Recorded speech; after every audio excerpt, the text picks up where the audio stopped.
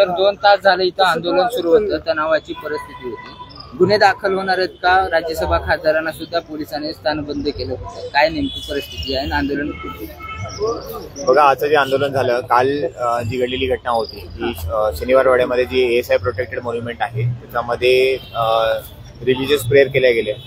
त्या रिलिजियस प्रेयरच्या अनुषंगाने आजचा जो मोर्चा निघाला गेला याच्यामध्ये पूर्वी जी कारवाई झाली तो मोर्चा निघाला तिथे एक साईडला आहे, पण जे पण तक्रार दिल्या जाईल ASI चे जे अधिकारी कर्मचारी आहेत ज्या प्रकारे ते त्यांची कंप्लेंट असेल त्या प्रकारे कंप्लेंट घेऊन आपण पुढील कारवाई करणार आहे. सर, तो व्हिडिओ नेमका कधीच आहे याचा शोध घेतलाय? कारण त्यांच्या म्हणण्यानुसार हा शुक्रवारचा व्हिडिओ म्हणजे 2 दिवसापूर्वी आम्ही शोध घेतलेला आहे. पूर्ण नुकताच म्हणजे 1-2 दिवसांना हा व्हिडिओ आहे, पण त्याची पूर्ण डिटेलिंग काढणं, कोण होते कोण नाही होते त्याचा पुढील तपास बाकी आहे.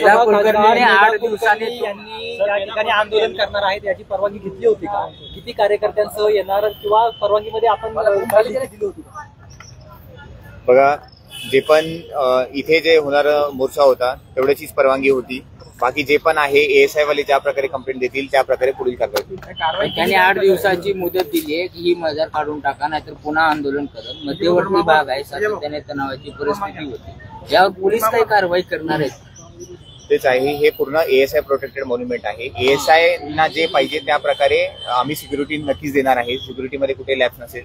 जसं आज पण झालं, ASI ची जी पण प्रॉपर्टी आहे त्याला कुठेही पोलिसांनी हात लावून दिलाय. ASIचं जेवढं पण रेलिंग आहे, जेवढं पण कंपाऊंड आहे त्याच्यामध्ये कोणालाही जाऊन दिलेलं आहे आपण.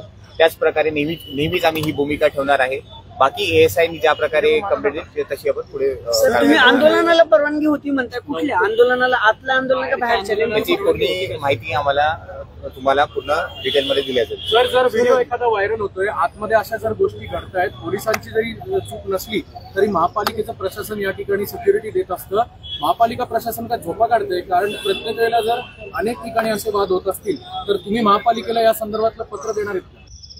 असं नाही आहे. जेव्हा पण टुरिस्ट वगैरे येतात त्यांच्यासाठी त्यांनी सिक्युरिटी वगैरे दिलेली आहे. जेव्हा पण ते पोलिसांना सिक्युरिटी मागतात, सिक्युरिटी आपण वाढवून देत असतो.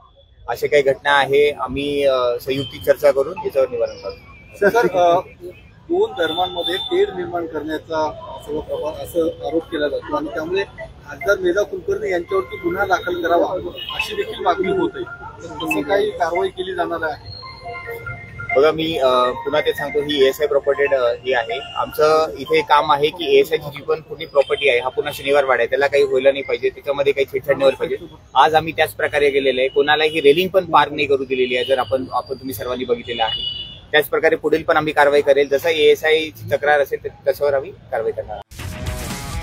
तुमची car, electric panel, data server आगीपासून सुरक्षित आहे का? नाही? मग आजच बसवा F Protect temperature activated fire suppression device.